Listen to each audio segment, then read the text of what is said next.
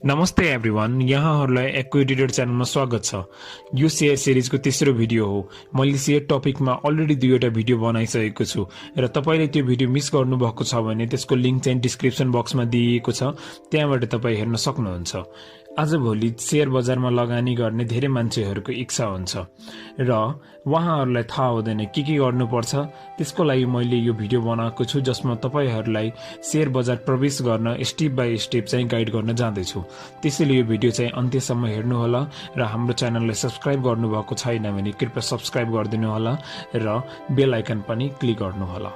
Share बजारमा entry गर्नको लागि तपाईहरूले सर्टेन प्रोसेसहरू फलो गर्नुपर्ने हुन्छ र यी प्रोसेस फलो गरिसकेपछि मात्रै तपाईँ सेकेन्डरी अथवा प्राइमरी मार्केटबाट शेयर किनबेच गर्न सक्नुहुन्छ। प्रोसेस मध्येको सबभन्दा फर्स्ट प्रोसेस चाहिँ ओपनिङ अफ ब्याङ्क अकाउन्ट हो। जुनसुकै ब्याङ्क कमर्सियल ब्याङ्कमा गएर तपाईँ खाता खोल्न सक्नुहुन्छ र यो खाता खोल्न तपाईले मिनिमममा 1 डेज लाग्न सक्छ र म्याक्सिमममा तपाईको ब्याङ्कको सर्भिसमा डिपेन्ड पर्छ। खाता खोल्नको लागि जरुरी पर्ने कागजातहरू नागरिकताको फोटोकपी हो र एउटा अथवा 2वटा फोटो लाग्छ त्यहाँ र त्यस्तै वाटर और इलेक्ट्रिसिटी बिल पनि जरुरी पर्छ र ब्याङ्कमा खाता भयो भने त मात्र तपाईँ शेयरको कारोबार गर्न सक्नुहुन्छ। सपोज कुनै पनि शेयरमा तपाईले एप्लाई गर्नुभयो भने ब्याङ्कमा तपाईको पैसा रोका गरेर राखिन्छ र शेयर पर्यो भने त्यो खाताबाट पैसा चाहिँ काटिन्छ अथवा परेन भने तपाईको खातामा आएर फेरि तपाईको पैसा चाहिँ बस्ने गर्छ। त्यसैले ब्याङ्क अकाउन्ट चाहिँ अनिवार्य रूपले खोल्नु पर्ने हुन्छ। ब्याङ्क अकाउन्ट खोलिसकेपछि दोस्रो प्रोसेस चाहिँ डिमेट अकाउन्ट खोल्नु पर्ने हुन्छ। डिमेट खोल्नको लागि सबभन्दा पहिले ब्याङ्क अकाउन्ट नम्बर आउनु पर्यो। डिमेट अकाउन्ट भनेको ब्याङ्क अकाउन्ट जस्तै हो।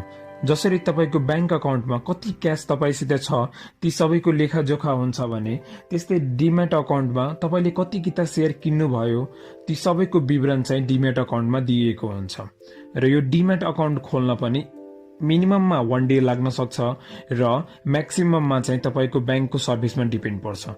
डिमेट अकाउन्ट खोल्नको लागि नागरिकताको फोटोकपी चाहियो र फोटो चाहियो र कतिपय ब्याङ्कहरूले फ्रीमा पनि खोलिदिन्छन् र कतिपय ब्याङ्कले 100 अथवा 150 रुपिस पनि चार्ज गर्छन् डिमेटको लागि। म एउटा एक्जाम्पलबाट तपाईहरूलाई ब्याङ्क अकाउन्ट र डिमेट अकाउन्ट चाहिँ क्लियर गर्न जाँदैछु।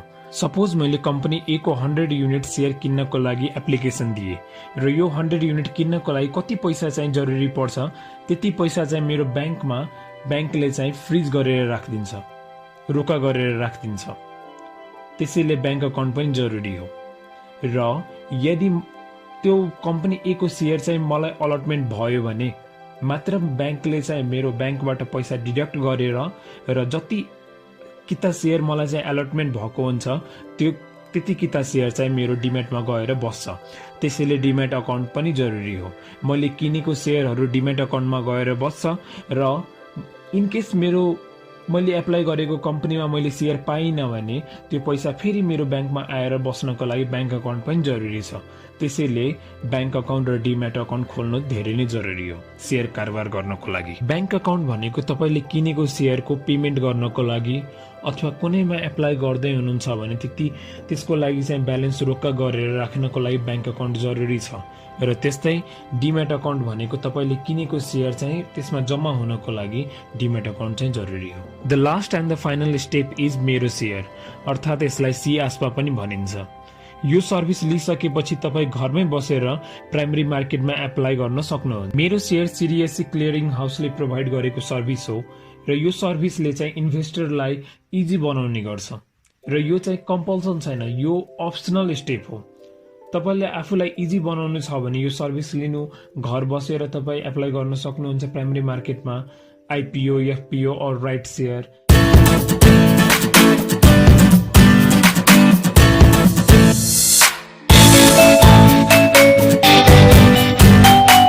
यो सर्भिस चाहिँ लिनु भएन भने every time you have to visit bank, हरेक चोटि ब्याङ्कमा गएर एप्लिकेसन दिनुपर्ने हुन्छ र यो सर्भिस लिनको लागि ओन्ली 50 रुपिस ब्याङ्कमा डिपोजिट गर्नुपर्ने हुन्छ। जब तपाईको डिमेट अकाउन्ट नम्बर आइसकेपछि तपाईँ MeroShareको फर्म भरेर र 50 रुपिस चाहिँ अमाउन्ट डिपोजिट गरेर यसको लगइन आइडी र पासवर्ड लिन सक्नुहुन्छ। त्यो लगइन आइडी र पासवर्ड तपाईको जीमेलमा आएर बस्छ। त्यो चाहिँ विदिन एन आवर और यु क्यान से एक दिन भित्र जे होस् आइहाल्छ। मिनिमममा 1 डेज र म्याक्सिमममा तपाईको बैंक सर्भिसमा डिपेन्ड पर्छ यो पनि। यी तीनवटा स्टेप फलो गरिसकेपछि तपाई शेयर मार्केटमा आफ्नो कारोबार स्टार्ट गर्न सक्नुहुन्छ। हरेक वर्ष मेरो शेयर र डिमेटलाई चाहिँ अपडेट गर्नको लागि तपाईले एनुअल चार्ज चाहिँ पे गर्नुपर्ने हुन्छ र यो चार्ज चाहिँ जहाँबाट तपाईले डिमेट खोल्नु भएको छ त्यहाँ अथवा कुनै पनि ब्रोकरमा गएर तपाई बुझाउन सक्नुहुन्छ। तपाईको मनमा जिज्ञासा हुन सक्छ यो मेरो शेयर लियो भने के बेनिफिट हुन्छ र किन लिनुपर्ने यो सर्भिस हो। मेरो शेयरका धेरै फाइदाहरू छन् र ती मध्येका केही फाइदाहरू मैले यहाँ मेन्सन गरेको छु। द फर्स्ट वान इज जुनसुकै बेला जहाँबाट पनि तपाईले कुनै पनि कम्पनीको शेयर खुलेको छ त्यसमा आवेदन दिन सक्नुहुन्छ र दोस्रो फाइदा चाहिँ हरेक चोटि तपाईले बैंक चाहिँ भिजिट गर्नु परेन र बैंकमा गएर त्यो ठूलो चाहिँ लामो त्यो शेयर किन्ने फर्म चाहिँ भर्नु परेन, त्यो इजी बनायो। द थर्ड वान इज तपाईको एप्लिकेसन चाहिँ एक्सेप्ट भयो कि रिजेक्ट भयो त्यो पनि इजिली पत्ता लगाउन सक्नुहुन्छ, त्यहाँ एप्लिकेसन स्ट्याटसमा गएर चेक गर्न सक्नुहुन्छ। द फोर्थ वान इज तपाईलाई चाहिँ त्यो कम्पनीको शेयर अलटमेन्ट भयो कि भएन त्यो पनि मजाले इजिली त्यहाँबाट चेक गर्न सक्नुहुन्छ।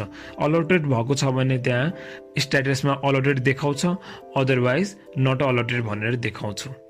द फिफ्थ वान इज तपाई इजिली त्यहाँबाट मेरो शेयरबाट चाहिँ शेयर बेच्दाखेरि ट्रान्सफर गर्न सक्नुहुन्छ, डिमेट चेकबाट काटिराख्नु पर्दैन। यो चाहिँ माई इडिएस सर्भिसबाट तपाई कुनै पनि कम्पनीको आफूले सेल गरेको कम्पनीको शेयर चाहिँ ट्रान्सफर गर्न सक्नुहुन्छ। शेयर सिरिजको चौथो भिडियोमा म तपाईहरुलाई मेरो शेयर सर्भिसको फुल ट्युटोरियल भिडियो लिएर आउने छु। मेरो शेयर ट्युटोरियल मिस नगर्नको लागि हाम्रो च्यानललाई सब्स्क्राइब गर्नुहोला र बेल आइकन पनि क्लिक गर्नुहोला र कुनै पनि जिज्ञासा अथवा सजेसन छ भने कमेन्ट बक्समा ड्रप गर्नुहोला। And thanks for watching our videos.